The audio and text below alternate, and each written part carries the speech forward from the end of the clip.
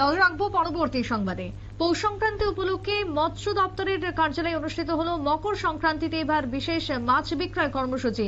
সহায়ক মূল্যে মাছ বিক্রয় কর্মসূচিতে উপস্থিত ছিলেন পানিসাগর নগর পঞ্চায়েতের vice chairman Dhananjay Debnath, councillor Narayan Nath থেকে শুরু করে অন্যান্যরা। 160 টাকা দরে কিলো প্রতি বিক্রি করা হচ্ছে প্রতি রেশন কার্ড পিছু মাছ। এই মর্মে 60 কিলো বিভিন্ন প্রজাতির মাছ বিক্রি করা হয়। কি বক্তব্য উঠে এসেছে আজকে ধর্মনগরের থেকে শুনুন। মোটামুটি আমরা প্রায় 60 কিলোর মতো মাছ আমরা দিয়েছি। এটা সরকারি মূল্য হলো 160 টাকা করে প্রতি কেজি। তো অ্যাকচুয়ালি সংক্রান্তি তো কালকে, তো মানুষ তো মাছ খায় আজকে।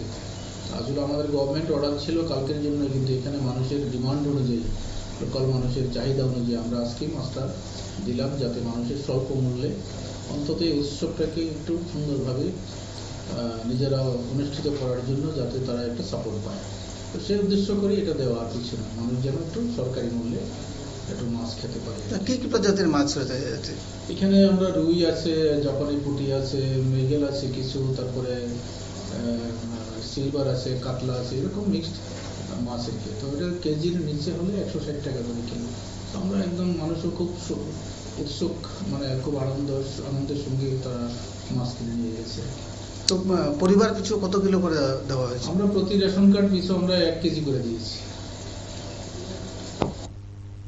পানিসাগর থেকে যে বক্তব্য উঠে এসেছে আপনারা শুনলেন। আজকে এই কর্মসূচিকে ঘিরে ব্যাপক উৎসাহ পরিলক্ষিত হয়। জানা যাচ্ছে যে এই ধরনের মৎস্য বিক্রয় কর্মসূচি প্রতি বছরের 2-3টে পার্বণকে ঘিরেই অনুষ্ঠিত হয়ে থাকে। আগামী দিনেও এই ধরনের কর্মসূচি জারি থাকবে বলে জানাচ্ছেন মৎস্য দপ্তরের আধিকারিকরা।